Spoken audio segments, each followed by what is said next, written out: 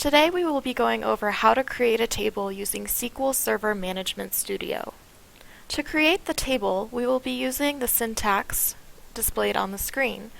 We will first create the table in one query, following the syntax of create table, table name, followed by variable name, variable type, another variable, variable type. I'm using the term variable here, but essentially we're creating the columns and their variable types. And then to put the data in our new table, we will use insert and select.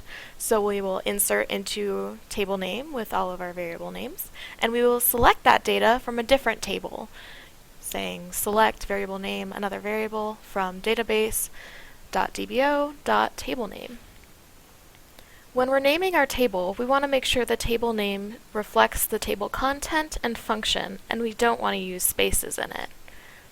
There are also a number of variable types that we can use. I'll be going over a few today.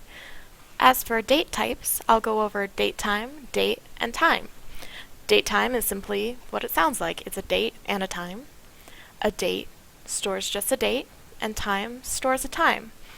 And you can see all of the specifics on the description on this screen, as well as the storage it requires. And then you can also just Google this or go to W3 Schools to see any specifics you're interested in. As for number types, I'll go over int first. So int is an integer. It's between this giant number here and this other giant number. And you can look up specifics for that with the internet once again. And then there's multiple types of integers such as tiny int, small int, and big int. Also, what we'll be using a lot for our table is float. It's simply a number. It's allowed to have decimal places, and this one's a pretty generic one. There are numerous other number types which you can also look up. As for string types, today I will go over char, varchar, nchar, and nvarchar. Char is basically a fixed width character string with n characters. So if you wanted to store char with 5 characters, and say you were storing the string dog, it would store dog and then blank blank. As for varchar with n characters, it's a variable with character string. So if you gave it the maximum of 5 characters, saying varchar 5, and you stored the string dog in it, it would just store dog. There would be no empty characters. As for nchar and nvarchar, these are basically the same except that you can use Unicode characters, so you could store a snowman if you wanted to. It's really useful for other languages and strange characters. So I've pulled up the data here in Excel that is the same data we'll be working with in SQL Server Management Studio. I'm pulling this up so that you can get a sense of the variable types we'll be working with. Primarily we'll be using float to represent numbers. As you can see, there are lots of numbers. But we also have the choice of using char, as in for state. We could just do a fixed character length of char of 2. But just in case, I'm going to use nvarchar, allowing up to 255 characters. I'm aware this is excessive. I'm just trying to be safe with our table so we don't have to create it again. Here is the query we will use to create our table. I've already written it to save time in this video.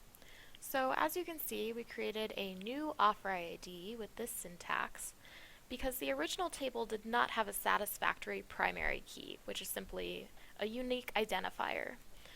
And this is once again where knowing your data is very useful because you would think that customer ID in this case would be the primary key, but the customer IDs actually repeat, so it is not a good ID, primary key. So we're going to create offer ID, and then we've chosen certain columns from the original table that we are interested in and assigned variable types.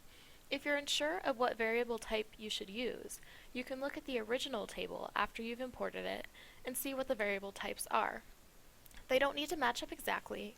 Char and nvarchar will be compatible, but I'm going to do that anyway.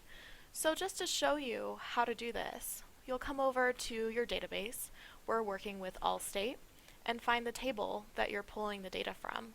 we're going to pull it from this table. You can click on columns, and then over here you can see what kind of data type it is. So A through G are all float, and that's what we did.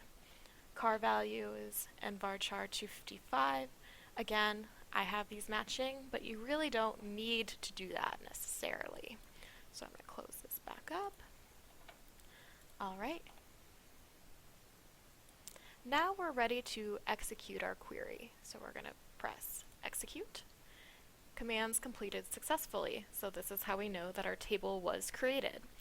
So once you see this result, that means you're successful. If you get an error, I highly recommend Googling it. So as you can see, I titled this table ASDU 5399 underscore insurance offers. This just shows that it's the table I made, and this is describing it, insurance offers. I put in my identifier simply because this database is shared among a lot of people, and that way it's clear which table is mine. It's easy for me to find. That's all it is. So if we look over here, we'll see that our table isn't over here yet. We don't want to freak out. We're just going to click on tables and press refresh. So now we can see it's right here. This is the code to select and insert the data. Press execute, and then you're all finished. Thank you for watching.